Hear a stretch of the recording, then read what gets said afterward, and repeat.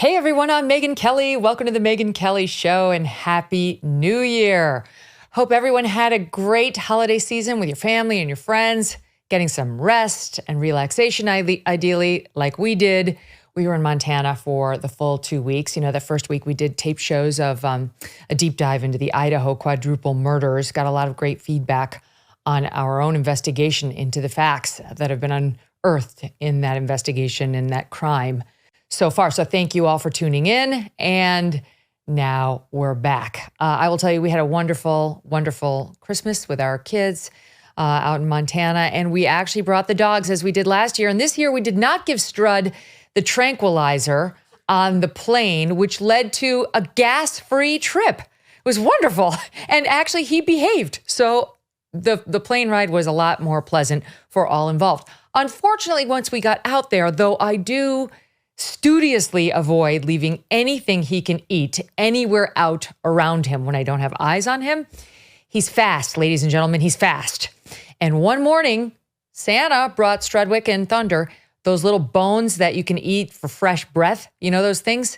And he did have bad breath, I'm not gonna lie. So I gave him one and I gave Thunder one. And then I forgot, I elevated, I put it on the counter, but that's not good enough with Strud. You have to put it up high, like where a human would have to reach. And he was out of sight. And I was like, where's Strud? And whenever you ask that question, it leads to bad results. So I went looking. And can I tell you, the entire huge bag of those fresh breath little bone treats was almost gone. I just given it to them that morning. And I read the directions. It said maximum 1 per day.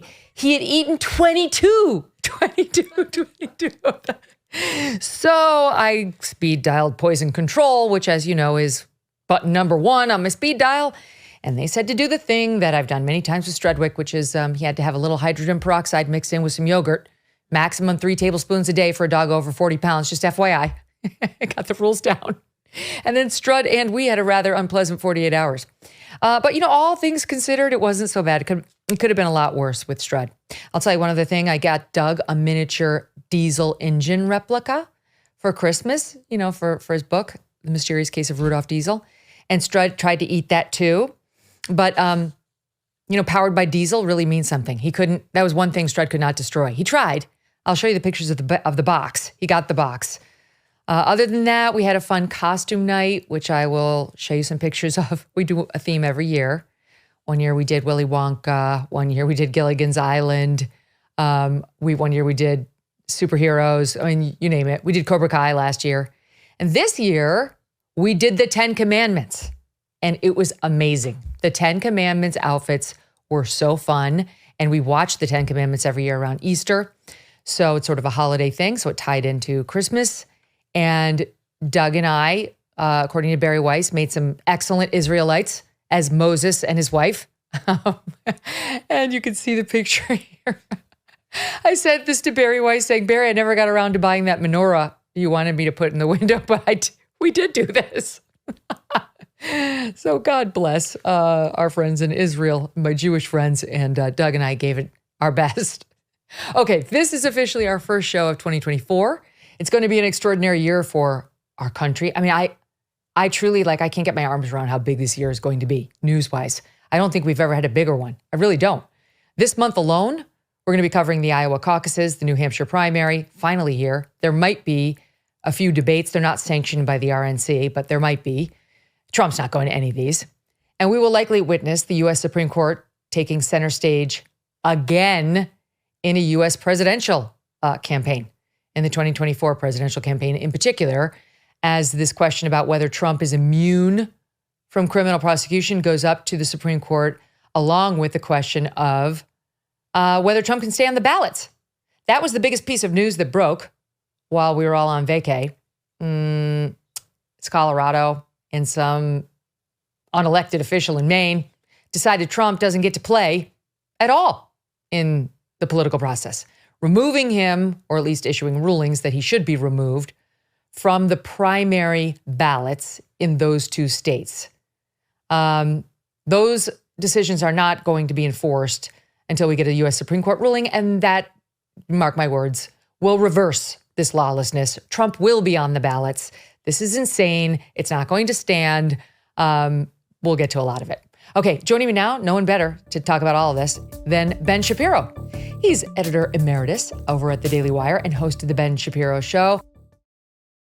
Don't miss a moment. Subscribe to this show on YouTube and follow me on Insta, Facebook, and X. The Megyn Kelly Show is supported by Grand Canyon University. Founded in 1949, GCU is a private Christian university that's dedicated to delivering an affordable and transformative higher education. Their vibrant campus is located in beautiful Phoenix, Arizona, and according to niche.com, ranked a top 25 best campus in the country. As of June 2023, GCU offers 330 academic programs with over 270 online, allowing you the freedom to earn your degree on your time from wherever you are. At GCU, your degree, whether it's a bachelor's, master's, or doctorate, integrates the free market system and a welcoming Christian worldview. Learn more about GCU's programs, competitive tuition rates, and scholarship offers from your university counselor. They're part of the supportive graduation team who takes a personalized approach to helping you achieve your academic goals, walking alongside you every step of the way. Find your purpose at Grand Canyon University. Private, Christian, affordable. For more info or to enroll, visit gcu.edu. Ben, welcome back. Hey, good to see you. Happy New Year. Great to see you too. Did you see the picture of me and Doug as Moses and Sephora? We went, look at, we nailed it, Ben. You tell me on our costume night. Absolutely true to history. This is exactly what Moses and Sephora look like. Absolutely. Well, we tried. We do a costume theme every year. And I'm telling you, this is the one thing I spend my money on. I don't get diamonds. These are fake in my ears now. I don't do that, any of that crap. I spend money on these dumb costumes that we wear once a year when we have costume night over the holidays. I was so happy. And historical. There we are. Well, they definitely have higher resale value. You just sign those, put them on eBay, they'll have higher resale value than the diamonds. There's the whole cast and crew. You got Pharaoh, You got Ramses, you got them all. Okay, so let's get down to the news. I want to start with the border, that just broke a couple days ago, the latest numbers. And that's really, I don't even know what to say about where we are right now on the border. The news is so dire. 302,000 immigrant encounters in December alone. In December alone, the worst ever, Ben. Put it in perspective. So 300,000, those are enormous numbers. I have to say, the single best political move, maybe of all time, is all these Republican governors sending illegal migrants up to these various blue cities. And all these blue city mayors suddenly being forced to understand that illegal immigration is actually really bad. Not when it hits the 10,000 person South Texas town, when it hits their giant city that is supposedly incredibly wealthy and capable of enormous social services. It hits Chicago, it hits New York. And then all of a sudden, these people are like, illegal immigration is really, really bad. One thing that I talked about on my show today was just that this is going to be the year when a lot of chickens come home to roost. The illegal immigration chicken is going to come home to roost for Joe Biden in a very, very serious way, because everybody left, right, and center, I mean, look at his immigration numbers. They understand that leaving the border open to this extent is just insane. And it began literally when he became president. I mean, if you look at the numbers, they spiked in January 2021, and they've stayed at these extraordinary levels ever since. 300,000 people showing up on the border just in December alone. These are insane, insane numbers. And again, I think even people in blue states, in blue cities, are beginning to feel the impact of that. It was nice when you could relegate the illegal immigration problem down to a bunch of red states along the southern border. Now that a lot of those people are moving into the interior of the United States and into cities governed by Joe Biden's supposed Democratic allies, you can see that this is going to have a pretty significant effect on Biden's administration. I would not be surprised to see Biden make some moves to shore up the border, simply to shore up the moderate flank of his own party. Yes, he's going to have to do it. Here are the numbers. So, as I mentioned, in December, over 300,000 immigrant encounters, highest monthly total ever recorded in American history. Since October 1st, there were more than 785,000 encounters, the highest first quarter on record. This is all per Fox News. January, we had 157,000 last year. Then in September, we had almost 270,000. And now by December, it's up to 300,000 migrant encounters. This doesn't include the gotaways, the ones who, ran and we didn't get them. Not to mention the ones we just don't know about. And then just by way of comparison, we went back to 2019. to be fair, because we excluded 2020 because we had the pandemic, we had all the special rules. And so let's be fair and compare apples to apples, Trump to Biden in a non-pandemic period. December of 2019, there were 60,000 border encounters under Trump. Now 302,000. And listen to this, Ben, to your point about how Biden now has no choice but to do something about this. Not that he cares. He clearly wants this, but he's miscalculated politically because in a political year, he has to pay attention to the numbers. And the Hispanic poll numbers, my God, just look at Hispanics. People think Hispanics might be in favor of this. Maybe it's like somebody they know or they have empathy for. No, they're very, very against this. In 2020, Joe Biden beat Donald Trump, according to the latest USA Today and Suffolk University poll, 65-32.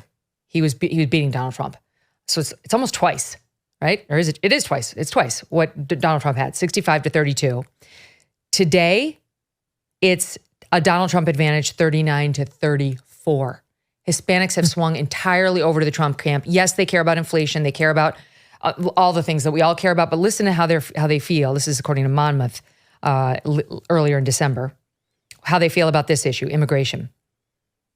Do you approve or disapprove of how Joe Biden has handled the following policy areas? Immigration. Approve, 30%. Disapprove, 67% of Hispanic voters disapprove of how he's handling it. So what do you make of all of it? I mean, it's insane. The number that you cited before about Trump's numbers versus Biden there is really quite fascinating because what it suggests is not that everybody swung over to the Trump camp. It's that they left the Biden camp. So what that means is that they're up for grabs, right? Because the first stat you read was 65-32 in favor of Biden, which means that Trump was at 32. Well, in this election cycle, what you say is that Trump has the advantage up to 39. That's a 7-point gain. What you're really seeing there is a 30-point drop off for Joe Biden among Hispanics. And this is what you're seeing all over the place for Biden, this massive bleed in voters. Now, the question for the 2024 election, of course, is going to be how many of those voters, quote unquote, come home, and how many of those people are expressing dissatisfaction with Biden before there's an actual opponent on the ballot, before you get down to. But bottom line is this. I think that when it comes to the election, virtually everybody has an opinion on these two guys. It's going to be exogenous circumstances, extraneous circumstances that decide this election, which is why Biden has to do something about the southern border. If he does not, then Trump's just going to run roughshod over him with regard to the southern border. It's his number one issue, Trump. It's always been his number one issue.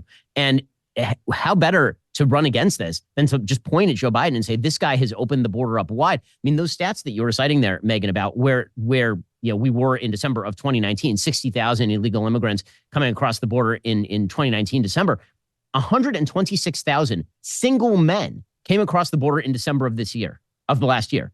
Okay, twice as many single men as humans came across the border in December of 2023 as they did in December 2019. Those are astonishing numbers. And we don't know who any of those people are. A lot of those people, I'm sure, are going to be on the terror watch list. A lot of those people are not coming from the Northern Triangle. A lot of those people are coming from Africa. Many are coming from Asia. Many are coming from the Middle East. And the border needs to be shut, and everybody knows it, which is why you got to say that Biden's either inability or unwillingness to turn to his left flank and just say stop, it's actually politically insane. I understand that it's his unwillingness to do what needs to be done on the border that is holding up the thing he says that he wants the most right now, which is this Ukraine aid package, Israel, Taiwan aid package. The thing holding that up, Republicans are willing to give that to him if he will solidify the border. And he's been saying no, which makes no sense.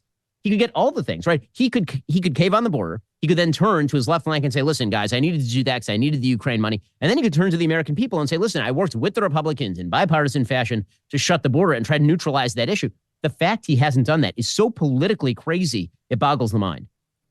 The number of illegal migrants who came into the United States last year, they're saying now, at this point, exceeds the birth rate in America.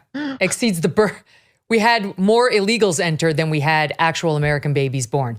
What's the thinking? That those are the future Democratic voters? What is the thinking behind a complete sieve from coast to coast along the southern border? Yeah, I mean, there's the cynical practical read, which is that these people are going to come in, they'll become Democratic voters after becoming wards of the state because they'll be on welfare, they don't have skill sets that are necessary to get jobs, and all the rest. That's the cynical political take. Then there's the ideological take, which is that somehow the United States owes it to the rest of the world to give everybody citizenship, which is totally insane. But there is a wing of the Democratic Party that truly believes that, which is that you have a right, and I believe the mayor of Boston actually said this yesterday. You have a right. We have that actually. Let me play it, Ben, States. and then I'll give it back to you. Let me play it. Here's Michelle Wu, mayor of Boston. Every person, every human being has the legal right to come to the United States and seek asylum or shelter, and Those policies have been in place for a long time. Go ahead. I mean, that's not true. I mean, you have the legal right to show up at a port of entry and then try to get in, I suppose. But then we have every legal and moral obligation to reject you if we don't want you here. I mean, that's what it means to be an American citizen. There is that part of the party that truly believes that as well. And then there is this weird sort of globalist economic program that suggests that if we're not going to have babies in the United States, then we need to import a labor base in order to keep wages down. And that, of course, is ridiculous on its face as well. So there's a lot going on here, and they all cross streams. But the American people are not in favor of this. It's one of Biden's weakest points in the polling data. And again, I've never understood this about Biden's presidency. It makes no sense to me. He won the nomination being not Bernie. That was literally his program. I'm a dead person who's not Bernie Sanders. And then he won the presidency saying, I'm a dead person who's not Donald Trump. So what people actually just wanted was a dead person, as it turns out. And then it turns out he gets into office and he's a dead person who's actually imitating every wild left-wing policy that he rejected when he was fighting Bernie Sanders. It makes zero political sense to me. He's going to have to wise up or he's not going to be president for much longer. I mean, and you know what? The long-term history of Hispanics coming to the United States does not suggest they are going to be Democrat forever. So he really better be careful when it comes to what he wishes for. He's going to have to. He sent somebody down there. I mean, like supposedly this was like they're taking a serious look at the border. They're not doing anything. Obrador is going to have his own way. He didn't make any promises that were meaningful. Nothing's going to change unless Joe Biden actually feels this pain, and maybe his voters will get through to him between now and November. That's not the only insanity going on in our country right now. On the trans front, I wasn't surprised to see Maryland and others make this so-called gender-affirming care, which is really what we're doing is cutting off the body parts of minors who say they're gender confused or sterilizing them with puberty blockers into cross-sex hormones. But they call it gender-affirming care to try to get it through, and because there's a big money-making industry around this whole thing. I wasn't surprised to see Maryland and some other blue states approve it in law, make sure that it's protected. I was surprised to see Ohio Governor Mike DeWine reject a ban in what is clearly now a red state, Ohio, where you've got Republican supermajorities in the legislature. He banned it. I mean, he refused to ban it. He refused to sign the ban, which they signed in Idaho, which they signed in Louisiana. But apparently it was just a bridge too far for Mike DeWine in Ohio saying, I've looked the parents in the eyes of these supposedly trans kids. And, this really can be a life-saving thing to cut off their penises when they're minors. Or what have you. And therefore, I felt the need to do it. Now, the Daily Caller's got a report out today saying he received at least $40,000 in donations from the hospitals who perform these very lucrative procedures on minors. I don't know how big that, pot of money is, whether it would have changed his view or not. But I think it's a complete betrayal by Mike DeWine. What did you think? I mean, it certainly is a betrayal of his voters. I'm always hesitant to attribute politicians' views to pure bribery. I think that in this particular case, you probably see these people supporting DeWine because they knew that he believed that thing, which is typically the way that money flows in politics. You know that a politician supports an agenda item, so you give money to that politician. DeWine has been squirrely on a bunch of issues. I mean, if you go back to COVID, he was a real lockdown governor. I mean, he really promoted everything up to and including the possibility of mandatory vaccination if he could have gotten away with it in Ohio. So it's not super shocking coming from DeWine, but in a red state like Ohio, it does show that, again, there is a class of sort of Republican moderates who are pretty squirrely on this issue. You saw this, I believe, also from the governor of Utah, which, again, is a super red state. You see some red state governors who seem deeply hesitant to wade into what they term a culture war issue. I mean, honest to goodness, if you can't use the power of government to protect minors from adults who are preying on them, because that's what this is. I mean, when you're talking about irreversibly destroying a child in the name of a perverse gender ideology, they call it gender-affirming care. Gender and sex, as they say, if those things, as they term them, are somehow in opposition to one another, the better term for gender-affirming care would be sex-denying care, because that's actually what they're doing. They're denying the actual biological sex of the child. I mean, that's child abuse. And the fact that Mike DeWine is somehow treating that as a generous act on behalf of the child is sick. I mean, it's perverse. Mm-hmm. I'm going to show you a clip, and it's leading into a clip with Dave Chappelle, which you've probably seen. It's gone kind of viral. He's back at it. But before we get to Dave, I want to set it up with this actor. His name is Tommy Dorfman. And we see these clips posted a lot online and on Twitter, on X, of trans people who say they're trans trying to harass civilians who are in the public service industry for, quote, misgendering them. You know what? If you were clearer in your fake gender, the person would probably be clearer in their pronoun choice. But if you didn't fool me, that's on you. Like, if you fool me and I go along with your fake pronoun, great. If you didn't fool me, I have no obligation to talk the way you want me to talk. So this guy, Tommy Dorfman, who first went to they, them, now says he's a she, was dealing with a Delta Airlines employee over the holidays. My God, I don't even know what we're looking at on the screen right now. And decided to harass the guy by posting his exchange with the Delta Airlines employee and apparently trying to get this Delta Airlines employee in trouble. I'll tell you this, what's happened since Tommy posted the clip is he had to take it down because Team Sanity has taken the side of the Delta guy. Watch it. What about when a Delta employee misgenders you intentionally? While he's talking, you're talking. You just misgendered me again. Okay. Multiple times. Gotcha. Both of you have. Sorry. Wasn't intentional, but if you want to take it personal, that's also. Well, she did do it intentionally twice. You're I did talking not to do me it too. intentionally. You said she and then you said he. You're being condescending, and if you want to continue, I have Port Authority escort you out the building right this moment. If you want to play that game with me.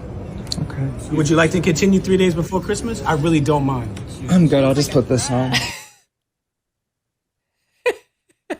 So effective, right? By the way, is that not the way to deal with it? Absolutely. I mean, again, this sort of stuff is insane.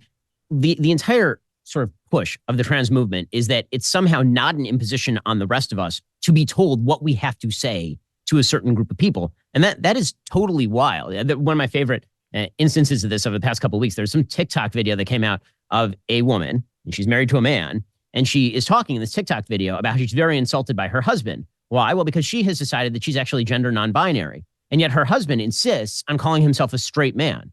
And she says that denies her gender because he's actually a man married to a non-binary person. So actually, he should also say that he's a member of the queer community since he's a man who's married to a non-binary person. Whereas her husband's like, no, I'm straight. I just like women.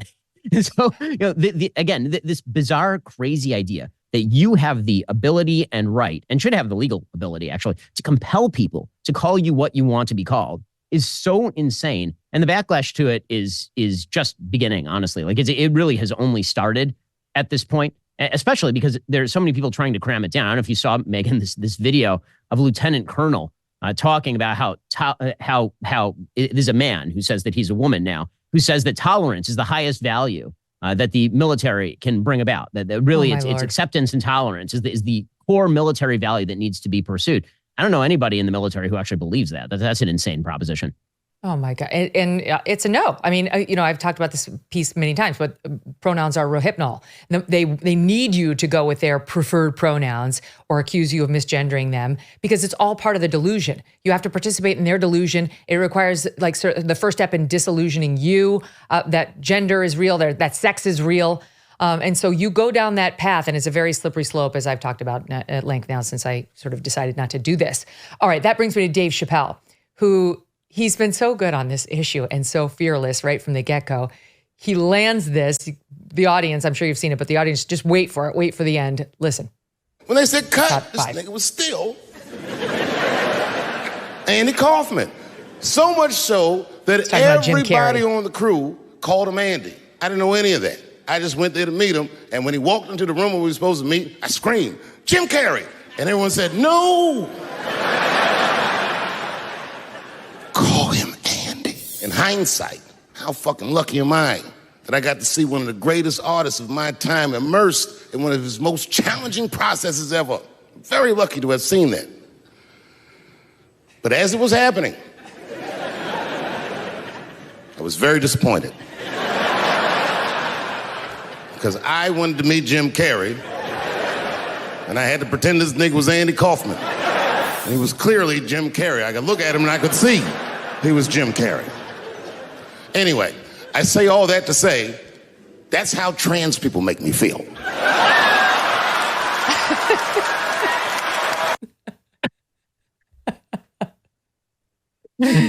So good. That's it exactly. Why do we have to participate in their delusion? That's what it boils down to. Yeah, and that actually is part of a broader sort of reshaping in Western society, which is that I am my feelings. My feelings are me. And therefore, if you deny my feelings, what you are doing is erasing me. This is why you hear this sort of language used all this time, this erasure language. If like, what harm does it do if I call you by your biological sex and you believe that you're not a member of that biological sex? Normally in life, if you call me something I don't believe I am, that's just, all right, like, okay, you're wrong. And we all sort of move on. But this sort of obsession with what other people call you, again, it goes to this idea that the only part of you that's important is your sexual identity and your feelings about that thing. And so if somebody denies that to you, it's an actual imposition. It's a microaggression against you. That's dangerous thinking, obviously. You've got the trans insanity, you've got the border insanity, and you do indeed continue to have the racial insanity, which we've seen in this country for quite some time now. In Chicago, the mayor there, Chicago is just, it's lost. There's no turning around. Once they elected this far left Dem, when they could have had somebody who was a little bit more middle of the road, it was lost. But so this new mayor there, Brandon Johnson, is now saying that he wants reparations to the Black people of Chicago as a cure to Chicago's crime rate. To the homicides in Chicago, he says if you would just give reparations to the Black people in Chicago, you will lower the crime rate. That's the solution that he's actually proposing now for his city. Of course, paying absolutely no attention to the fact that there is no evidence that there is a connection between crime and poverty. That's not what's causing crime. Poverty is not causing crime. But that's his solution, Ben. And who knows whether the citizens of Chicago are going to go for it, like we've seen, some willingness in San Francisco and California, your old state. I mean, obviously, that's total craziness. I mean, the same thing that causes crime very often causes poverty, which is bad decision making. It doesn't mean not in terms of where you start, but certainly in terms of where you finish. I mean, there are certain decisions that you can make in life that make it significantly less likely that you're going to end your life in poverty or spend significant portions of your life in poverty. And one of the things that cuts against making those good decisions is a welfare system, a system of payments by government that are designed to alleviate the consequences of your own action. Is that this idea of helicoptering cash around high crime areas as though that's going to alleviate the crime rate, as that's going to change how people make their decisions, is totally wrong. And that was the premise of the entire Great Society program that was pushed by the LBJ administration back in the 60s. We've tried that for half a century, and it has not alleviated in the slightest many of these social maladies that we're talking about, from crime to single motherhood to the poverty rate. Helicoptering cash around doesn't change the underlying decision-making structure that actually allows people to escape poverty and build excellent lives for themselves. But it does make a great pitch if you're a politician, because the worst thing you can say if you're a politician, this is true on all sides, the worst thing you can say if you're a politician is that 90% of your problems are your own making. That's a very difficult thing for politicians to say, because it's a difficult thing for people to hear. Much easier to say, no, it's somebody else's fault, and they need some form of reparations from you in order for them to fix all of their problems. Black scholars have been saying this for quite some time, but they say if you want to make sure you avoid poverty, graduate from high school, get a job, get married, have a child, in that order. It's pretty simple. Like, if you just do those few things, you've set yourself up for success much better than somebody who hasn't, and it doesn't have anything to do with money being given to you by some pandering politician. But the obsession with race, reducing everybody to the color of their skin, promoting it as though it really means something about character, continues at every level of our society, whether it's the Chicago mayor looking at the Chicago projects and saying, here's the solution, or whether it's Claudine Gay holding on to her job as the president of Harvard, despite how many instances now of plagiarism. We're running out of numbers. One of my favorite things over the holidays was seeing all the Twitter memes of Luke Babylon B had one headline, which was Claudine Gay rallies people to her side in the midst of plagiarism scandal with inspiring "I have a dream" speech. She's become a literal joke. Yeah, I mean, it is amazing. And honestly, I'm glad that Harvard's keeping her there, because I don't think that Harvard should be able to shield itself from the criticism it's receiving simply by firing Claudine Gay. She's part of a broader system of corrupt thought that has just honeycombed its way through nearly all of our major universities and institutions. And getting rid of Claudine Gay doesn't fix the problem. It's the entire DEI substructure that, again, is present in nearly every major institution and virtually all of our colleges that has destroyed higher education completely. And Claudine Gay is a perfect example of this. She was always, at best, a mediocre scholar. Her publication history was nothing special. She was put in place specifically to fill a particular diversity quota. And that is the reason that she's not being fired right now. Because if there were other major university president who, let's say, was a white man who is found to have engaged in this level of plagiarism, they would have been gone yesterday. I mean, by the way, if you're a white lady and you're at University of Pennsylvania, you're already gone. I mean, the one who's escaped censure so far, by the way, is the president of MIT. I think that is going to come soon. The president of MIT so far has escaped the blowback from the Elise Stefanik hearing near the end of last year, all about whether you're allowed to call for the genocide of Jews on campus without any sort of consequence. But Claudine Gay being able to, live through all of this is just another example of how DEI is corrupt. It's evil. It leads to a belief that you are owed something based on the color of your skin or based on your group identity. And that sort of politics simply can't be sustained in a rational state. It's so pervasive, this ridiculousness of like Claudine Gay. The Free Beacon just had another 6 instances of plagiarism examples by her that just came out. As you point out, most people who get appointed to the position of president of a university like Harvard have been established scholars. They've written multiple books, textbooks that have become the textbook when it comes to a certain subject matter. She had written like 11 to 17, depending on what you consider a scholarly articles. That's it. No books. And now in more than half of those, or something like half of those, they have repeated instances of plagiarism, which the school just keeps downplaying as like unsighted works, like unsighted sentences. And in the latest instances by the Free Beacon, there's no citation whatsoever. She's plagiarized without even citing the guy. Maybe she stuffs his name in the bibliography, but she takes full paragraphs of somebody else's work, shoves them into her piece as though it's Claudine Gay's original thought. And truly, I mean, I know I'm kind of enjoying this because I do think the name Harvard is becoming a joke. And honestly, I feel for the black students there in particular, because now more than ever, people are looking at them like, well, we totally get what your university stands for, and we have no reason to believe you earned your way in there. And we have no reason to believe you belong there at all, because now we see what they do when it comes to academic and ethical standards for people of color.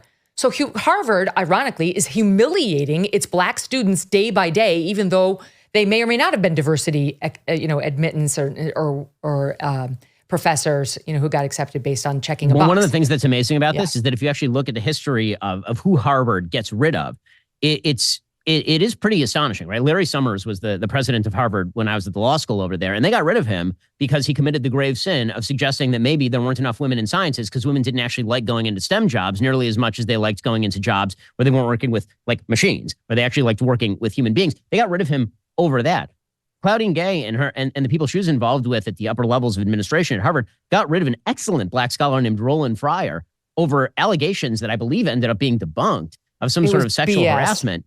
Yeah, it was complete nonsense. And Roland Fryer is an excellent scholar. I mean, his stuff is really fascinating. He doesn't happen to be particularly right wing. He's sort of center of the road at best. And they got rid of him over that. If he'd been a hardcore left wing DEI scholar, would they have gotten rid of him over that? I have very serious doubts about that particular reality. So again, the badge of the kind of immunity that you get from being a left-wing Harvard black woman is apparently just unbreakable. That's an unbreakable level of immunity, apparently. And the left-wing piece is important. It is important because Roland Fryer, of course, like as you point out, this is a black man, but his big sin was he committed, he did a study that did not confirm bias in police shootings by white cops against black men. He did not find a trend showing that you're more likely to get shot by a white cop if you're a black man. And suddenly he had all these, they were BS Me Too problems that ended his research lab at Harvard. And then there was the other professor who was like a dean of one of the schools who made the sin of representing, I think it was Harvey Weinstein, right? That's too right wing for them. Like they've punished black scholars at Harvard, but not ones that are left wing or adhering to left wing causes like Claudine. So they really are at a sort of fork in the road now when it comes to this woman. But I agree with you. I'm enjoying watching them suffer with her at the helm. Duplicative language. That's what they're calling it. Duplicative language that she's been using. I look forward to seeing some student just completely copy somebody else's like very well-known thesis or doctoral dissertation and just, what do you mean? It's duplicative language. How, like somebody's got to put this to the test at the student level. And I really hope it's a white guy who doesn't fall into any diversity box. All right, Ben, stand by. Quick break. More with you just ahead. Negative dings on credit reports happen to all sorts of people from all socioeconomic backgrounds. Understanding the credit landscape can be extremely tough, and spending the time to dispute and repair these so-called dings can be a full-time job. Good luck to you if you already have one of those or kids or anything going on in your life. For starters, you have to deal with 3 separate credit bureaus, which is a massive headache and unpleasant. It's also a common misconception that people with poor credit scores are just those who don't pay their credit card bills. These actually can be very hardworking people who are negatively affected by divorce, identity theft, medical debt, student loans, or some such thing. And they just don't have the time, or they're just too overwhelmed to fix it. But if you don't address negative credit items, they can haunt you for years to come.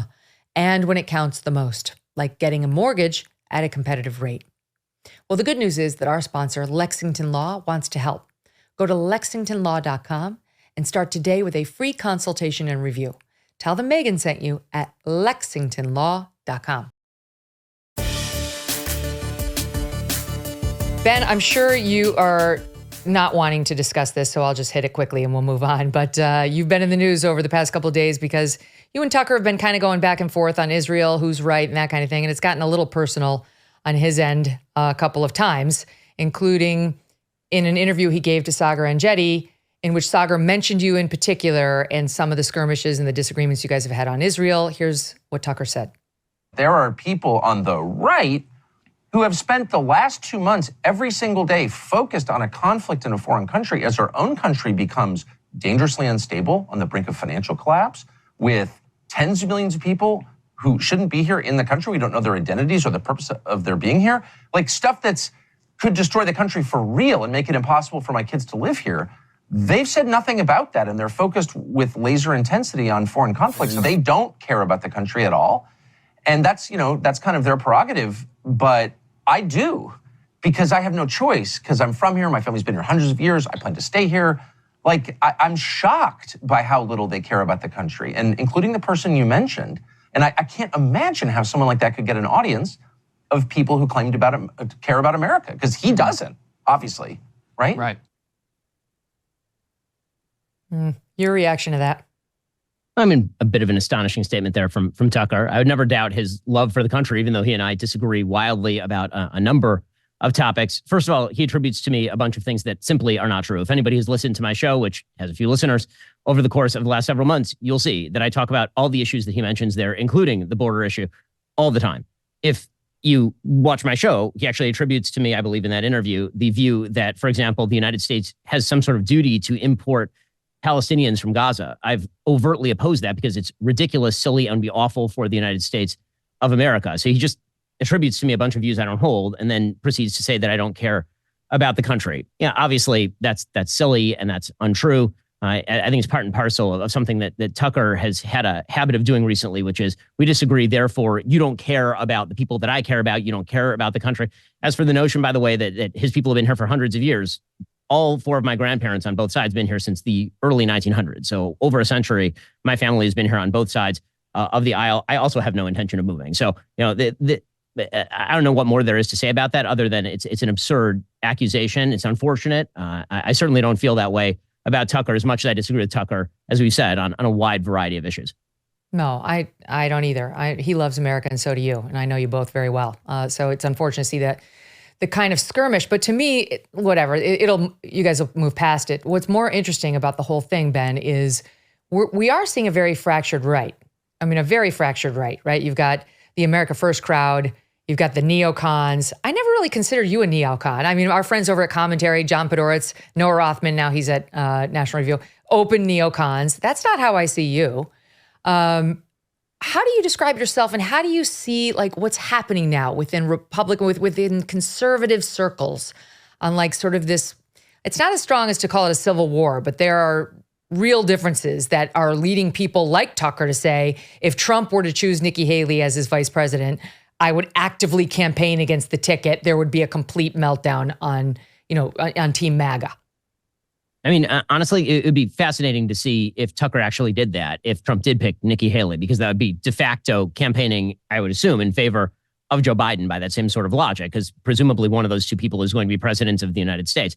But when it comes to, the fractures on the right, of course, there are a lot of fractures on the right. There have historically been a lot of fractures on the right, going all the way back to battles between William F. Buckley and Pat Buchanan. I mean, there's nothing new that's happening here on the right. It's just louder. And I think that's because there is no sort of guiding voice of ideology inside the conservative movement writ large or inside the Republican Party, because Donald Trump, who is the leader of the conservative movement or Republican Party until deposed, he doesn't have a thoroughgoing ideology, and he's open to a bunch of different perspectives, meaning sometimes he sounds a lot like Tucker on foreign policy, and sometimes he sounds a lot like me on foreign policy, and there's a lot of in between. When it comes to sort of the arguments about foreign policy, where I put myself is in sort of the hawkish realist camp, meaning that there are a lot of conflicts in which the United States should not be involved, but a complete United States isolationist retreat from the world is going to make for a significantly more dangerous world. So, for example, I don't think the United States should go to war in Iran. I don't think the United States has an interest in war with Iran. I think what the United States does have an interest in, however,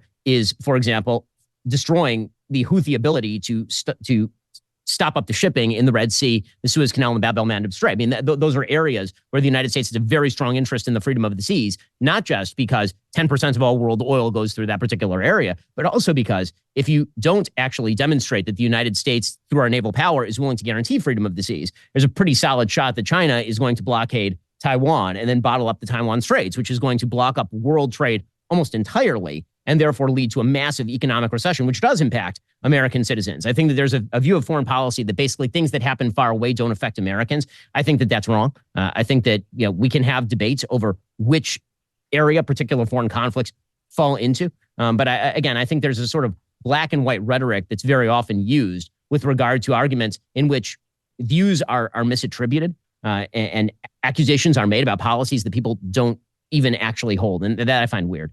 All right, let's talk politics for 1 second, because it's a good segue into it.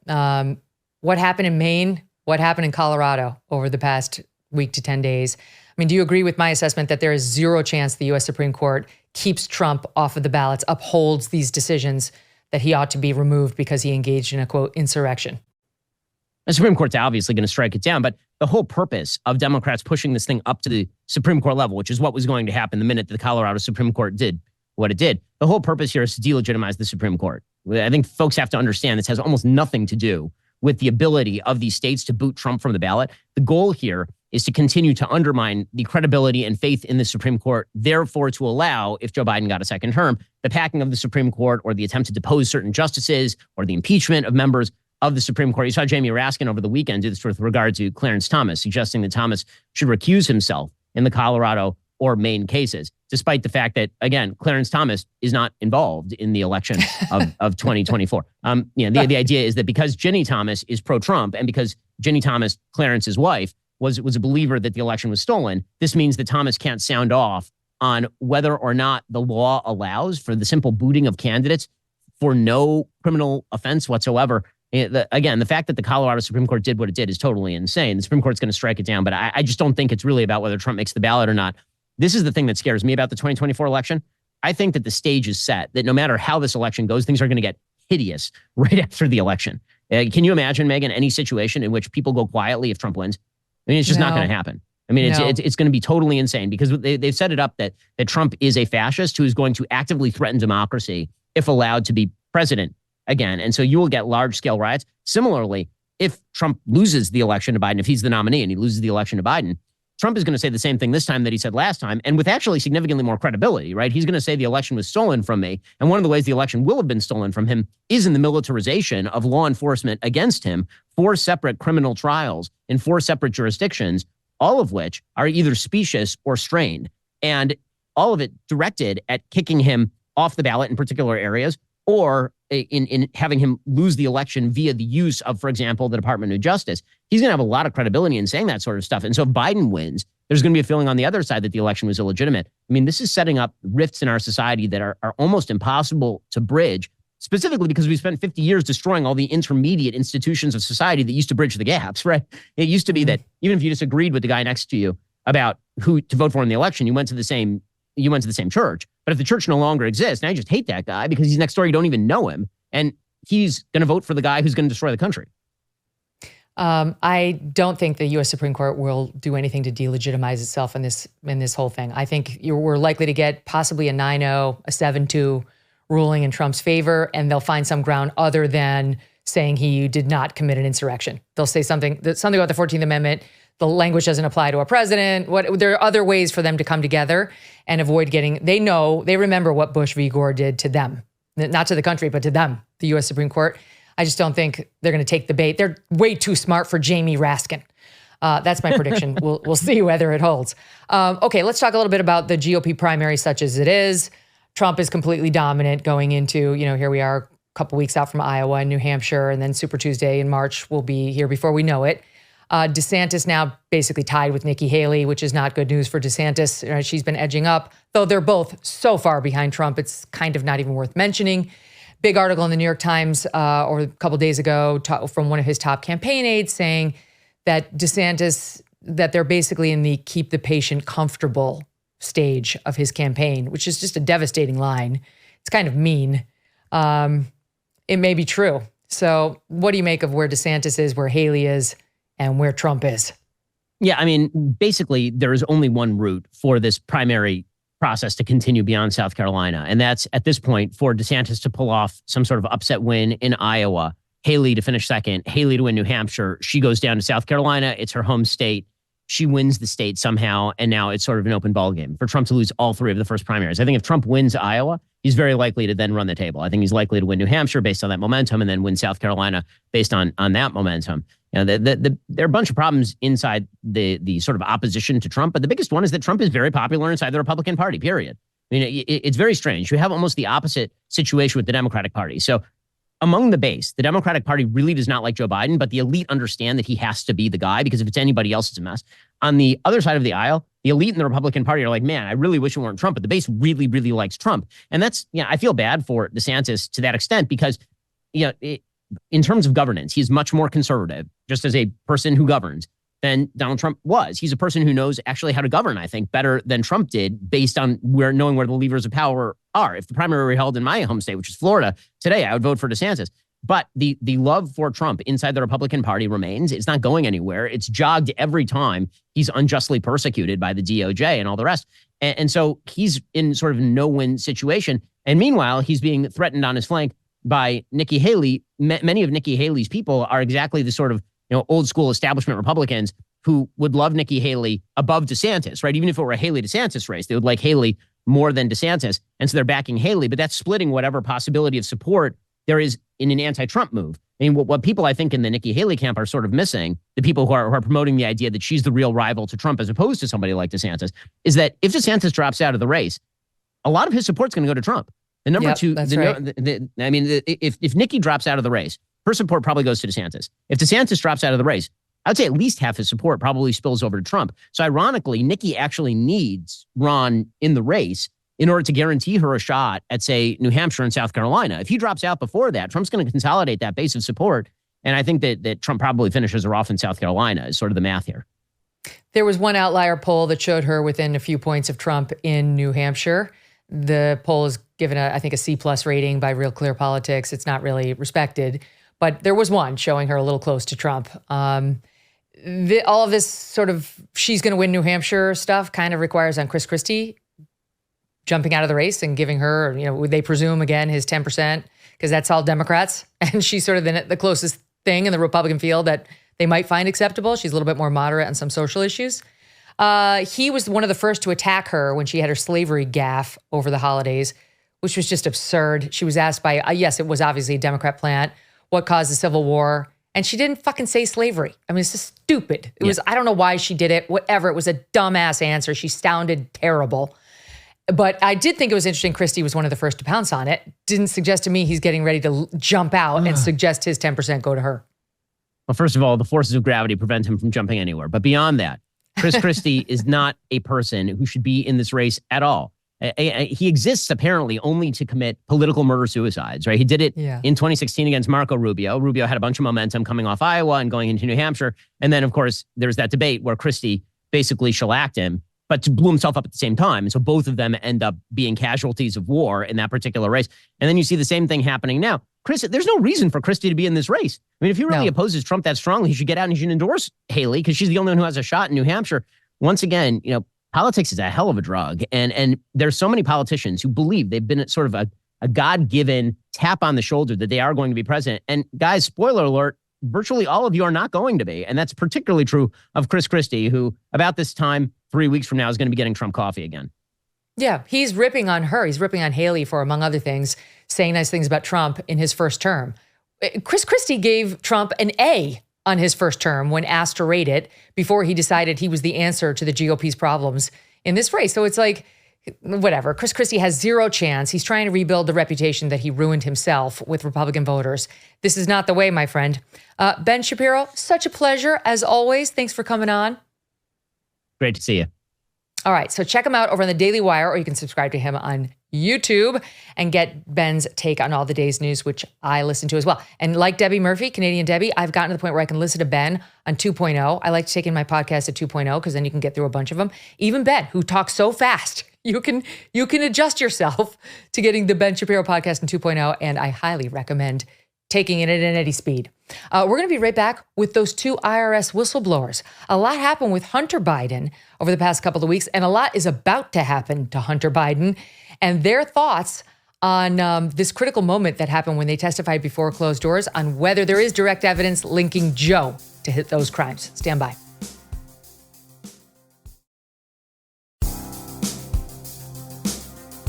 It is shaping up to be a very busy January for politics and the law as Hunter Biden's legal troubles threaten to overshadow his father's re-election campaign. I mean, this month and beyond, this thing's not going away. In just 1 week from now, Hunter is expected in court to be arraigned on tax charges, felony tax charges. This comes as a separate gun case against him moves forward. That gun case is interesting because he's raising Second Amendment arguments that the right has been using to challenge some of Joe Biden's gun laws. Now, Hunter Biden's using the same arguments to challenge the case against him. And he also has, Hunter does, his own civil lawsuit against the IRS.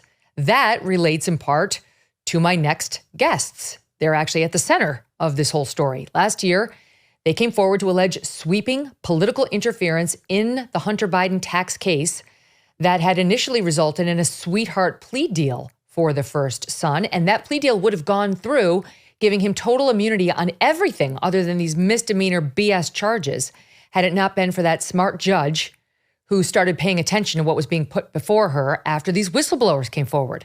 The deal was ultimately tossed by the judge, and months later, Hunter was indeed indicted on what remained of the case. You remember that this David Weiss, the U.S. attorney for Delaware and now the special counsel investigating Hunter, the fix is in. We've said for a while, we believe this guy is not an honest broker, but he's the one who tried to shove this plea deal through.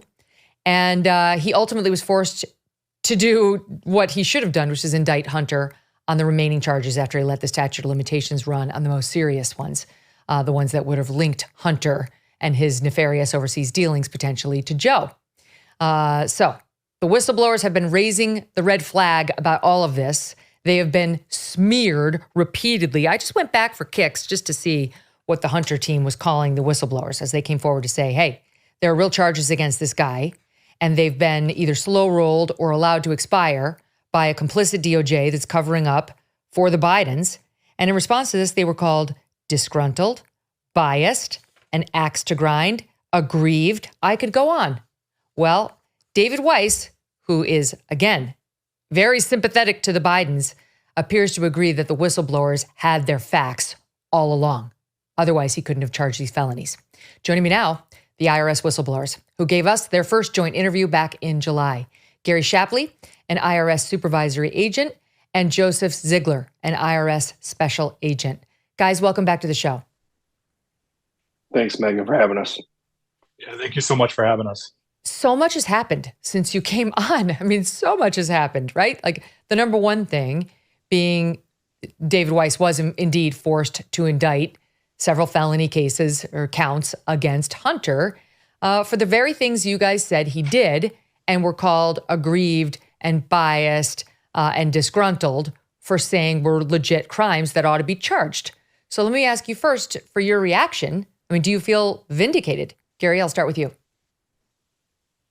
So, yeah, I mean, all along we brought the facts forward and you know, this wasn't something that we chose to do. It's not something we wanted to do. We had to do it because, you know, it's all about the equal protection of individuals under the law. And it was clear that the Delaware U.S. Attorney's Office and the Department of Justice wasn't treating this particular taxpayer the same as he would anyone else. So in terms of vindication, I don't really need to be vindicated.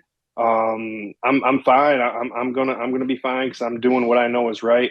But yeah, I mean, him coming forward and charging what we, Joe and I recommended all along is just really support for the fact that DOJ needs to assign someone to come in and look at Weiss's conduct and his team's conduct.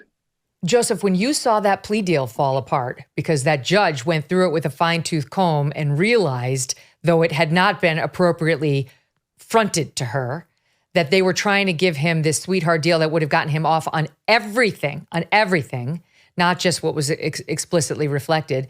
Were you, I mean, you must have been so proud of her. You must have just felt like, thank God, there are honest brokers left in this system.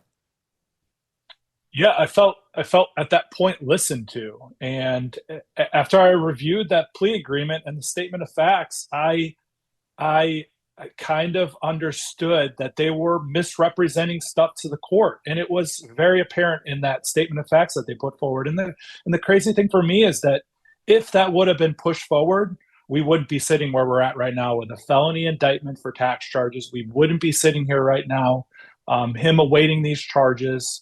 All the things that we said all along is the reason why Gary and I came forward, the equal treatment of taxpayers. That's so important in this. Mm-hmm. So what do you make of the actual charges that have been brought against him? The felony counts on tax evasion out in California in particular, but again, not for the years 14 or 15, the years he was dealing with Burisma and the Chinese energy company. Those did not make the dance because they let the statute of limitations require. So what do you make, Joseph, on the actual charges that have been brought? Yeah, so I think that it's important for your listeners to understand that in this indictment, there are felony tax charges. So all along, the Biden family attorneys have been saying that all the taxes have been paid. This is a civil issue. Like, we shouldn't be dealing with this anymore. They would never charge this case.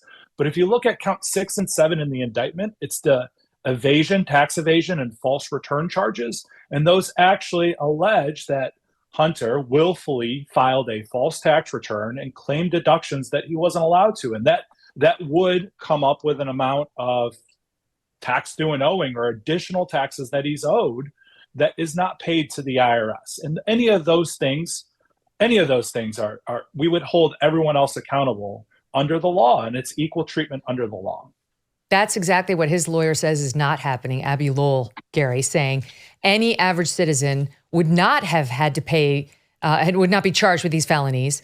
And the only reason he's being charged is because his name is Hunter Biden, saying he paid back the money. You know, he had the sugar daddy friend who paid back the money. And the IRS, under these normal circumstances with a regular civilian, would have said, you know what, we got our dough, let's move on. Is that true? No, that's not even close to accurate. I mean, we early on we gave a case that of Daryl D'Souza, who was the police chief of Baltimore City, who had a tenth of the tax loss, and they only charged him with misdemeanors, and he went to jail. And you can simply go to the Department of Justice Tax Division, and they'll have press releases on cases that they work. I mean, you can see hundreds of them in the last year or two where the tax losses are much less and the conduct is much less egregious, where they're criminally prosecuting these people. And, I have a long career of doing that as a supervisor and an agent. And if this person with over $2 million tax loss was anyone else, was a corner store, they'd be in jail. I mean, and it's just it's antithetical to the mission of IRS CI.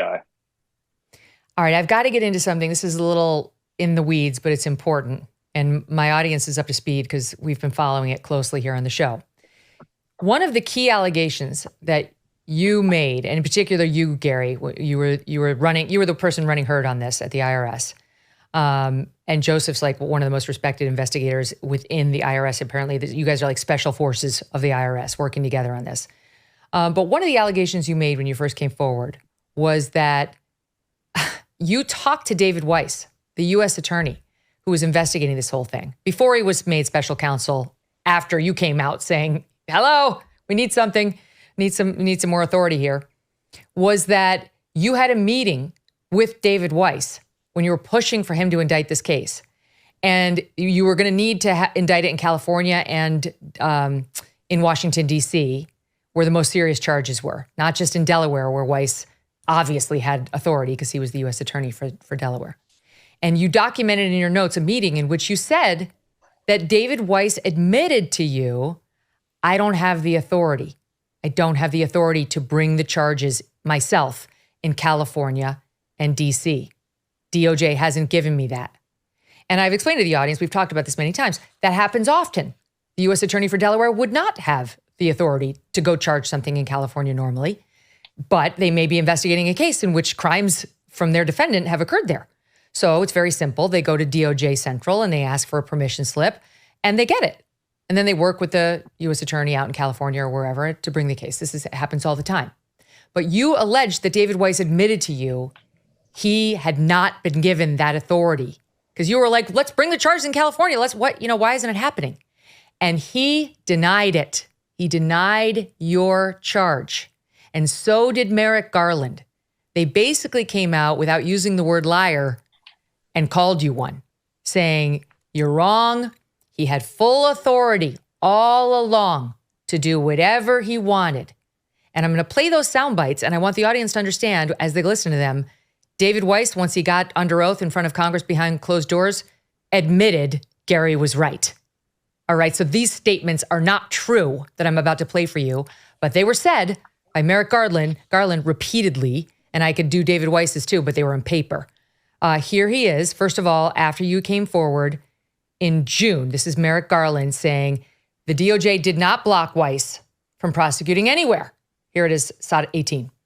I don't know how it would be possible for anybody to block him from bringing a prosecution, given that he has this authority. Say he was given complete authority to make all decisions on his own. Okay, so this is Merrick Garland, who clearly doesn't want responsibility for having said, no, you're not getting the slip. You're not getting the permission slip to bring those charges against Hunter. And here he is in a longer montage saying similar things throughout this case, trying to lead us all to believe he had given him complete authority. It's all a David Weiss operation. Me, Merrick Garland, who? Me, I only authorized everything. I never stopped or slow rolled a thing. SOT 20. The U.S. attorney in Delaware has been advised that he has full authority to make those kind of referrals that you're talking about, or to bring cases in other jurisdictions if he feels it's necessary. And I will assure that if he does, he will be able to do that. Weiss has told Congress that he has been granted ultimate authority over this matter. Mr. Weiss had, in fact, more authority than a special counsel would have. He had and has complete authority, as I said, to bring a case anywhere he wants. I don't know how it would be possible for anybody to block him from bringing a prosecution, given that he has this authority. He was given complete authority to make all decisions on his own. Well, what we learned was that when David Weiss got called before Congress and actually had to give testimony about this under oath, which is very different than putting out a paper statement to the media, he, according to Jim Jordan, as reported in the New York Post, testified as possible. When he was specifically asked, did you ever request special attorney authority? That you'd be labeled a special attorney if you were sort of the guy from Delaware prosecuting in California or in D.C. His answer was yes, that he did request it, but it was not granted. He did ask to have the special permission slip in California, in Washington, D.C., and he was told no by DOJ. So you were right. And once again, they smeared you and then had to admit it when the rubber met the road. Gary, what was your reaction when you heard that news? Well, I'm just happy that he actually told the truth. So, I mean, all along, I knew what the truth was, and we knew what the facts were. And I was made point for IRS to deal with David Weiss. I had multiple meetings with David Weiss, calls with David Weiss on an ongoing basis, and to see him, actually answer the question affirmatively and not legalese some language in a letter was actually pretty comforting, and it gave me a little bit of faith restored. But at the October 7th meeting, everything that happened, we have the luxury now of seeing what happened, after the fact, and everything that I said, all the notes I took contemporaneously, handwritten, and then emailed to my supervisors, have been absolutely confirmed. And, I knew all along what the truth was. It was just up to others to tell the truth. Just go through a couple of them. So for the audience at home that's not nearly as up to speed on this as you are, go through a couple of the ones that, you've seen be vindicated in the months since you first came out. Sure. So stop me because I can go through them all. So first was he's not the deciding person, right? And immediately under there, there's a bullet in my notes that says Department of Justice Tax Division has to approve first. Now, Merrick Garland said that under oath that they didn't have to approve it, or he wasn't sure if they had to approve it. But David Weiss, U.S. Attorney Graves, U.S. Attorney Estrada, and the head of Department of Justice Tax Division, Stuart Goldberg, all confirmed that they needed DOJ tax permission before he could charge it. And that permission was not given. It was held all the way up through beginning of 2023. So he couldn't charge anywhere without their approval first. So that's the start. Then you move into the point that you were just talking about. He went to the DC U.S. Attorney's office to try to charge there. U.S. Attorney Graves even said that that Weiss told him that he was looking to bring the charges in that district. And then he wouldn't cooperate with him. He wouldn't partner with him.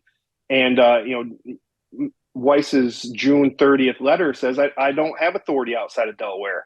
It was departmental process to partner with that U.S. attorney, that local U.S. attorney. And if they don't, I'd have to request some type of special charging authority. Now you find out that he did request that special charging authority, just like I wrote in my notes and that email about the October 7th meeting. How would I have known that he went to Maine DOJ to ask for that special charging authority if he had not told me that he did so? He even used the same language. He was told to follow the process.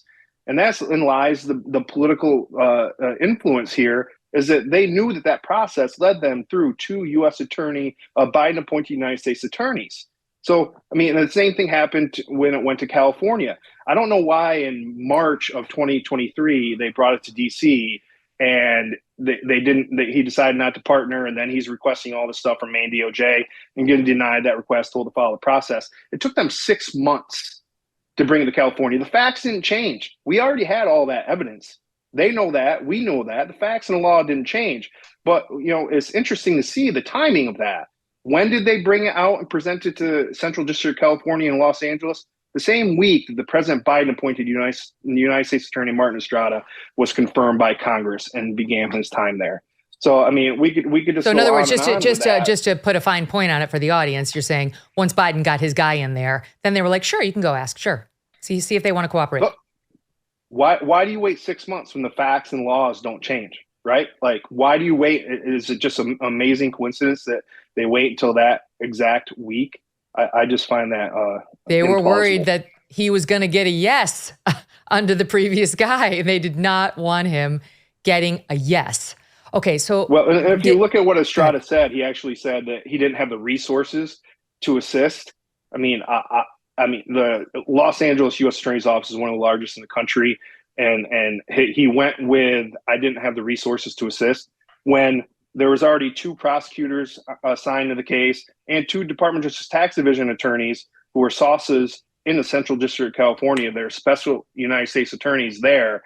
They were going to prosecute the case. So it required very little resources from the Central District of California other than some administrative paperwork. So, it's just, they just keep feeding lines, and it's really hurting DOJ's reputation. And just so I have you say it instead of just me say it, the consequences of losing now through all this 2014 and 2015 on any charges against Hunter because the statute of limitations ran is what? What are we missing an investigation into in federal court? Yeah, that's correct. You bring 2014, 2015, and you charge them the way you should. The way that the IRS senior leadership, they agreed in their testimonies, they agreed with those charges. We had raised issues to them for years. They disagreed with none of the issues we were raising. They agreed that they were issues, and then they agreed that 2014-15 should be charged, and then they took no action to support us in that. And they just underscore for the audience, what was in 15 and 14? Like, what is it is it the Burisma stuff, the CEFC, Chinese Energy Company? Like, what has Hunter now managed to dodge as a result of those 2 years expiring? all of the conduct that he engaged in result with the Burisma income in 2014 and 2015 is completely left off the table. And to bring that to trial and to bring that in front of the American people in a trial, it would have raised several issues and investigative paths that would have been very controversial for the Biden administration. Mm-hmm. So, Joseph, you've been taking, you're the forensic guy. Like, you've been looking first line into all of this stuff. You were the guy who had all this data and had to figure it out. And what did he do? And he's saying this is your business expenses and they're prostitutes. And I mean, I can only imagine what it was like to be you night after night as you like came home from the office thinking, my God. But now, and just before we move on from the blowback against you, instead of saying, you know what, Joseph was right, I apologize to Joseph Ziegler, I apologize to Gary Shapley, Abby Lowell, Hunter's attorney, the Democrats who are running cover for the Bidens seem to be doubling down on you guys are just, you're still confused. You're still confused. For example, we've heard the chief cheerleader for the Bidens is Dan Goldman. And this was Dan Goldman over the summer. This would have been before the current indictments were brought, but while they were trying to shove this plea deal through, trying to explain your testimonials that Congress had received. Take a listen to him, SOT 21. I think they are good faith actors who misconstrue the third-hand information that they received. And I think that, like many law enforcement agents, they want to charge every possible crime, but they are not responsible for making that decision because they're not the ones who have to prove it in court. And ultimately, I think they worked really hard. I think they were frustrated that the case didn't move forward as they had hoped after all their hours. They were frustrated that they were removed from the case after there were significant leaks to the Washington Post, and they're expressing their frustration in this way. A lot in there, clearly implying that you guys leaked and got removed from the case because you're leakers. And now you're just frustrated because you two dumb old IRS agents who don't know anything like the big, bad, brilliant federal prosecutors, you just didn't understand that there wasn't a case here to be brought. And that really frustrated you. Your thoughts? Yeah, so I think it's really important that people understand, not in addition to our testimony, we provided, I think I turned over 6 additional affidavits, thousands of pages of documents to support my whistleblower claims. And it's frustrating to hear that, but I expected it. As a whistleblower, you expect people to attack you. And it's why I've turned over things like I turned over my performance reviews. I'm a highly rated employee at the IRS. And I think that was important, that I'm not a disgruntled employee. I actually brought up examples of a case where I worked that was super complex, that we didn't agree on the charging and we moved forward with that. And that was something that, okay, that made sense. But in this case, all 4 attorneys agreed for the felony and misdemeanor charges. They brought forward only misdemeanor charges. And then he ends up getting special counsel. That plea agreement falls apart, ends up getting special counsel. And now we see the full picture of the indictment presented in front of everybody. And I think it's important that people read through our most recent testimony to Congress, the closed door testimony. They read through that indictment. They see the conduct that was done over the last, I think it's since 2014 is the first date that they start talking about things in the indictment. But I think it's important that your audience reads that. What's amazing is you have Dan Goldman and others saying, I mean, really, he's basically saying you're too dumb to understand, like the person who went to law school, that there's no case here. There is no felony to be brought. And the perfect irony of the fact that David Weiss, under this political pressure, was ultimately made, quote, special counsel, which is different from special attorney, as we explained. And he is the one who brought the very charges that the big-brained one, he was smarter and he knew you couldn't bring these charges. Oh, so weird how he had that perfect 180 and wound up bringing all the charges that hadn't yet expired based on all of your work. So where do you go to get your reputation back, which I'm sure is one of your questions? Yeah, I mean, from talking to previous whistleblowers, it's very hard for us to return back to some normalcy. I never wanted to do this. I tried to blow the whistle internally at the IRS, and I was shunned. I was told I might have broken the law and that I should cease and desist from doing that. I tried internally telling people higher than me what was going on. We did it for years. And I think I want in the future, I don't want people to go through what Gary and I have gone through. There needs to be some policy. There needs to be some law in there that prevents this from happening again. David Weiss shouldn't have been allowed to go to another president-appointed U.S. attorney to bring forward these charges when they're trying to leave out this political bias. So all those things we really need to reflect on, and in order for us to move forward, we need change. Okay, the biggest question, of course, as interesting as the Hunter charges are, and they are interesting, is whether there's any link to Joe Biden. And this is sort of where the Democrats politically have landed, right? Now that they can see Hunter's in a whole lot of legal trouble, it's kind of veering more towards, well, Joe had nothing to do with it. I mean, Hunter was a hot mess, but Joe Biden had nothing to do with any of this. And I know from listening to you guys and interviewing you and preparing for these exchanges that you did have evidence about Joe. You were not allowed to pursue it. Leslie Wolf, the assistant U.S. attorney, was turning you down at every turn, saying, no, that's a no-go. We're not going into anything about Joe Biden. And then when you were about to search this storage closet that Hunter Biden had, she told Hunter's lawyers, right? She told them, or was it the Secret Service agents around them? But she blew it. And, if you're somebody who's committed a crime and you get the heads up that the feds are about to come investigate your storage closet, that's very helpful. That was just one example. But here's why I raise it, Joseph, because I saw when you guys testified in front of Congress, I think it was most recently, Alabama Representative Terry Sewell, a Democrat, it was in December, asked you guys, both of you, came after you hard on whether there was any evidence, quote, that directly proves that Joe Biden has done something illegal. Yes or no?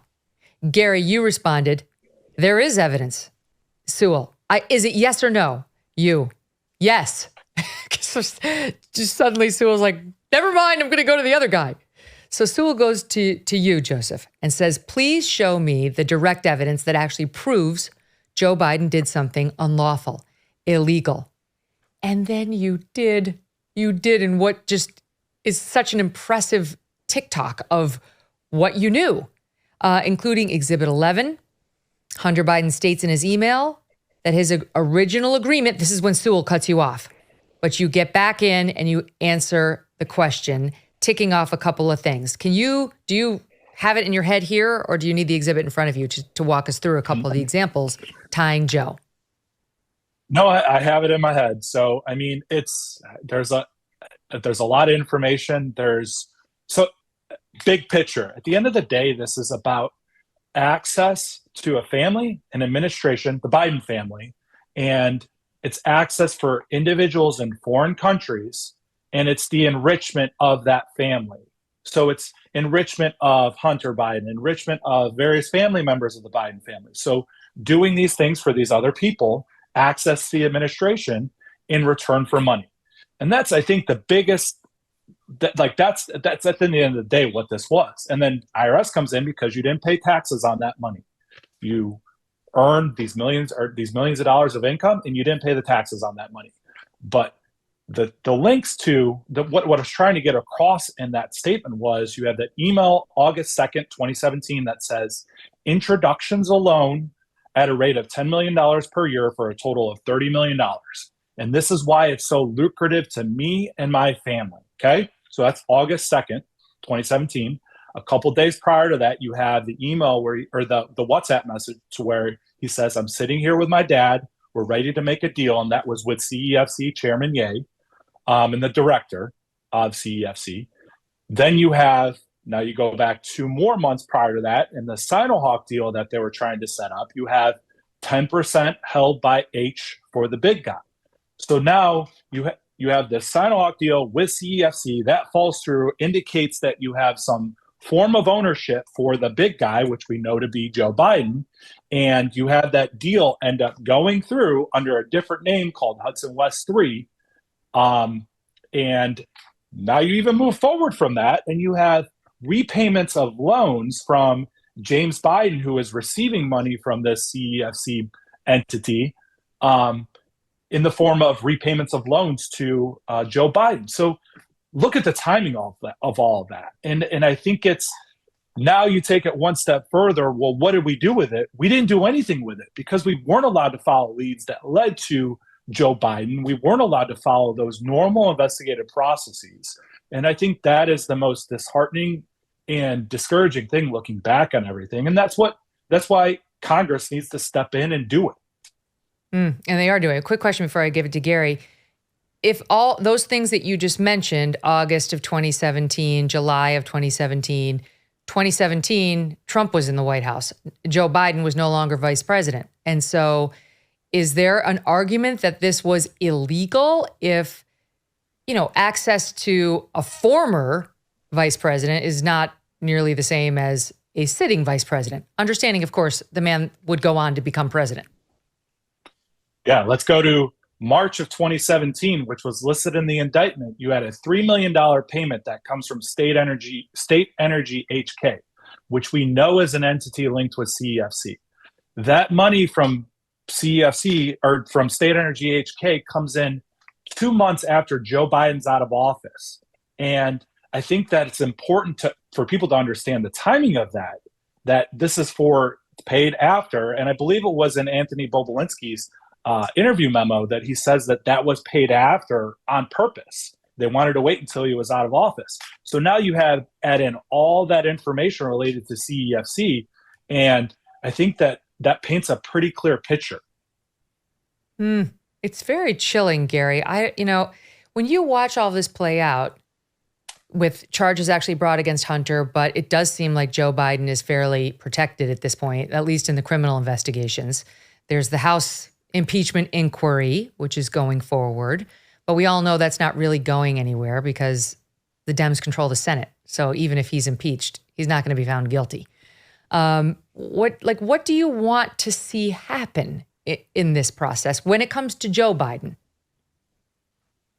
No, I mean, we didn't come forward because of an impeachment of Joe Biden. We came forward because of the Department of Justice misconduct and unethical and improper treatment of one individual taxpayer, and it just happened to be Joe Biden's son. So, I mean, it's been really mind-blowing to me to see how egregious the Department of Justice is obstructing what Congress is trying to do. They're not giving access to certain witnesses. When witnesses do come forward, they're saying, we're going to come forward, and then they have such a narrow line of questioning that they'll answer. Yes, it gives them the ability to answer the questions they want that they think helps them, and then not answer the questions that get to the meat of it. And that's why the whole private or public testimony, right? That's why these people need to go in for depositions behind closed doors, because the format, which before this process is, I couldn't have told you what the format is. But the format of a deposition is that both sides of the aisle get 1 hour blocks of questioning. As an investigator, you need that time to ask the questions, ask follow-up questions, go down the road to figure out what's actually going on. And the way that a public setting works is that each member, it's the member themselves, they get 5 minutes to ask a question to which you talked about one member that didn't want to hear the answer, so they just cut us off. So, I mean, that's what Congress has to do. They have to get the line level people in there. They have to get the people that aren't alleged to have engaged in misconduct so that they're not just covering for themselves. They need to ask all the questions, get all the documents. And I hope that they do so because that's the only thing that's going to restore the faith in the Department of Justice for the American people, is to have that oversight and to not allow the obstruction by Department of Justice and the administration. Now, Gary, it seemed to me like Leslie Wolf was one such witness who was David Weiss's deputy. And she, according to your testimony when you came forth in the summer, was, I think, this is my word, she was interfering at every turn.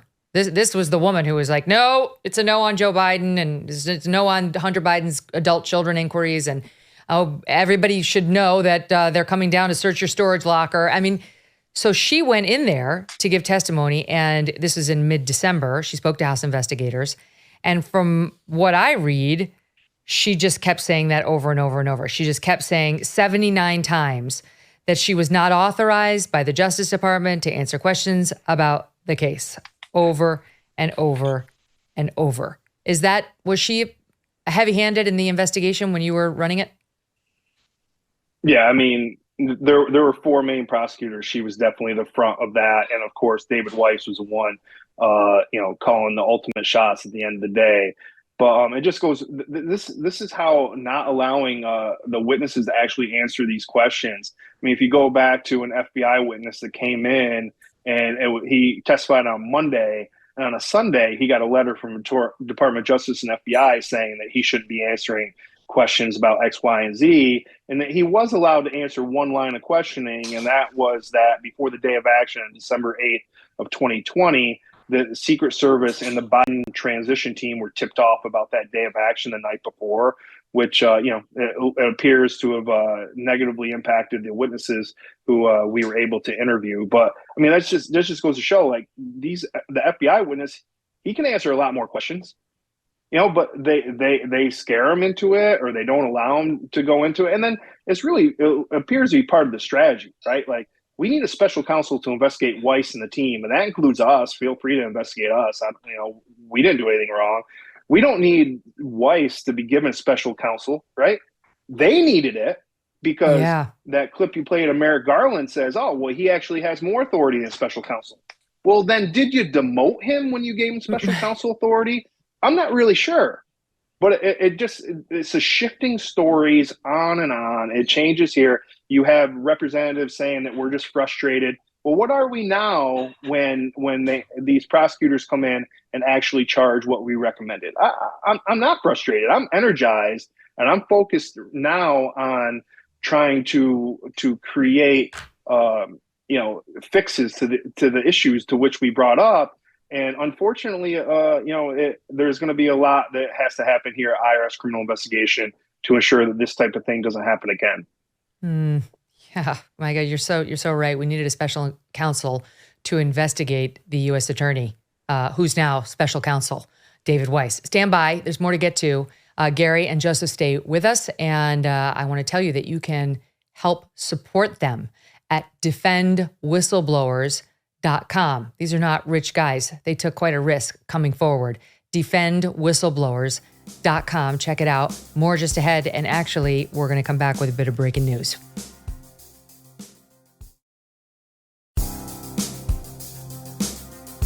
We have breaking news about Harvard President Claudine Gay. She has now officially resigned. She just posted a statement in which she writes, quote, after consultation with members of the corporation, Harvard has this board, it has become clear that it is in the best interests of Harvard for me to resign. That resignation comes amid growing allegations of plagiarism, many uncovered by conservative media, including Chris Rufo, who's been on the show many, many times, and the Washington Free Beacon. You know that publication, and Eliana Johnson. We'll talk to her about it the next time she comes on. About that, Claudine Gay decided to write the following, quote, amidst all of this, it has been distressing to have doubt cast on my commitments to confronting hate and to upholding scholarly rigor, to bedrock values that are fundamental to who I am, and frightening to be subjected to personal attacks and threats fueled by racial animus. I mean, I neglected to mention in my conversation with Ben, those 11 to 17 articles she's written, like literally every single one of them was about alleged racial animus, or what it's like and how hard it is to be a person of color, and how bad America is, and how disparate the treatment. I mean, okay, to the end, it's about her race. Notwithstanding the fact that the UPenn lady who got booted was as white as the driven snow. Gay also gave disastrous congressional testimony in early December, where, under questioning by Congresswoman Elise Stefanik, she failed to say that calls for the genocide of Jews constituted a form of harassment under Harvard's Code of Conduct. Representative Stefanik tweeting out just now, quote, 2 down, meaning the third is the MIT lady, Harvard knows that this long overdue forced resignation of the anti-Semitic plagiarist president is just the beginning of what will be the greatest scandal of any college or university in history, end quote. 3 weeks ago, the Harvard Corporation said it had unanimous support for Gay. This is all these like muckety-mucks, people who are heads of law firms and so on, who sort of sit on this advisory board and decide what's going to happen at Harvard. Claudine Gay was president of Harvard for just over 6 months. It's the shortest tenure in the university's history, we're told. No word on who will be appointed as interim president. We'll have more on this tomorrow with the fifth column. But now, back to my guests, IRS whistleblowers Gary Shapley and Joseph Ziegler. Okay, so I've got to ask you about the fact that Hunter Biden, who defied the congressional subpoena last week and is probably going to be held in contempt of Congress because he did not testify, they wanted to do what you said, depose him behind closed doors, but they could have a meaningful cross-examination. He said, I'll only testify if it's in view of the public with those meaningless, couple-minute stints by Dems and Republicans alternating. So he's likely to be held in contempt. One of the things he's done is filed a lawsuit against the IRS. I mentioned it in the intro, and he's claiming you guys disclosed his confidential taxpayer information and that wasn't allowed, and that leads to a civil lawsuit against the IRS that he should get paid in. It's about the decision by IRS employees, their representatives, and others to disregard, this is his allegation, their obligations and repeatedly and intentionally publicly disclose and disseminate Mr. Biden's protected tax return info. That IRS agents have targeted and sought to embarrass Mr. Biden. That's what his claim is. So, Gary, any response to that? Yeah, so I'm not going to get in a lawsuit too much. I just want to say that we filed the law at every single corner that we turned. I sought counsel in November of 2022. So, I mean, it wasn't until April 19th of 2023 where the letter actually went to Congress. So, we painstakingly followed the law. We had advice of counsel with my attorney, Mark Lytle, and then Empower Oversight. I mean, in the last hearing, Empower Oversight's a nonprofit that's helping represent me. I mean, they try to make a big deal that it was GOP staffers that started that. Well, they didn't say what GOP staffer it was. It was, the patron saint of whistleblowers, right? Like, so they knew what to do. They knew what the law was, and that's what. Yeah. I'm sorry, I didn't say Chuck Grassley. Yeah, and Chuck Grassley, and so they knew how to deal with the whistleblower laws. They were the perfect place to go. And that's what we did. So we filed the law, and that's what's going to happen at the end of the day. Is the court's going to decide that we filed the law. Mm-hmm. Joseph, one of the things he's allegedly mad about is when you guys came on this show. We're mentioned. We always get mentioned. We get mentioned in a lot of lawsuits. But it is a whistleblower's right to come out and tell the full story. Did you have any doubts about that when you saw his lawsuit saying you shouldn't have disclosed in detail the specifics about my taxes?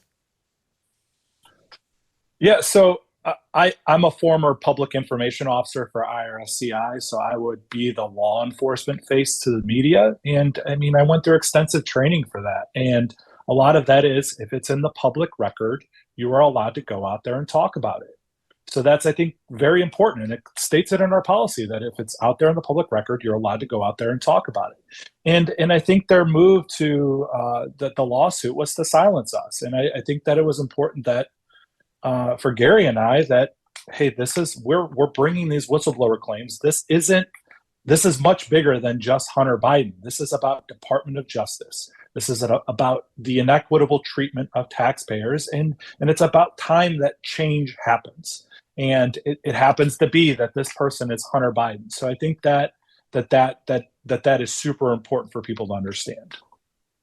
Right. And it may be about a presidential corruption too, or vice presidential corruption, depending on where we are in the timeline. I do want to ask you about your reaction to the changing narrative on Joe Biden's involvement in all of this. It started on he did not discuss any of his son's business. It's changed, including last month when Hunter came out and tried to restate what Joe Biden had or hadn't done. Here's a bit of that in SOT 16. I have never discussed with my son or my brother or anyone else anything having to do with their businesses, period. Do you stand by your statement that you did not discuss any of your son's overseas business? Yes, I stand by that statement. The president was never in business with his son. Let me state as clearly as I can. My father was not financially involved in my business. So it's never discussed, never in business, and now it's not financially involved in my business. I'll ask you first on that one, Gary. You noticed the change. You think it was intentional? Yeah, I mean, they were forced to change their story as more evidence and more facts come out. I mean, there's not just our testimony, but other witness testimony that clearly refutes, knowledge by the president of his son's business dealings, and then it just goes further and further. So I have a sneaky suspicion that you're going to see the story change again in the future as more facts come out. So you weren't surprised either, Joseph, to see it change, evolve to now, or the closest they'll get is not financially involved in his business? Yeah, so I was not surprised at all. I mean, look at emails that were turned over. So one of my emails in one of the affidavits it was from Vadim Pizarski. He was part of the board of Burisma. Thank you for inviting me to DC and giving me an opportunity to meet your father and spend some time together. That's April 17th of 2015. That is directly from a foreign business person associated with Burisma. Thank you for, we were never given that opportunity to interview Joe Biden related to that. What did you guys talk about? So that I think is why the narrative is changing, is that the evidence keeps coming out. Mm-hmm. Was there, though, I mean, just to take a minute on it, there was evidence of his financial involvement. There's a ton of evidence of just his involvement in the whole scheme, meetings with people and so on. But was there evidence of his financial involvement in the son's business dealings? Yeah, so looking back at everything done with Hunter seems to be in the form of a loan. And loans are used because they're non-taxable, typically non-taxable. So the Burisma income, part of that was claimed to be a loan. The CEFC money, part of that Hunter was claiming to be a loan.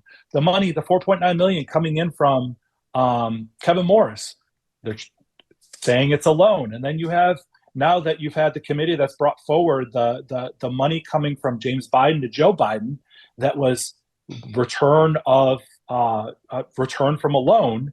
It's just more of the same type of thing. And you go back to the one email, 10% held by H for the big guy.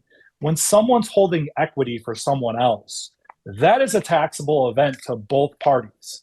And if you don't follow all the investigative routes to figure that out, we're not doing a complete and thorough investigation. Yep. And there's a reason we're not. Gary, Joseph, you guys are heroes. Thank you so much for coming on and keeping us updated. Thanks so much for having us. I appreciate it, Megyn. All the best. Thank you so much for having us.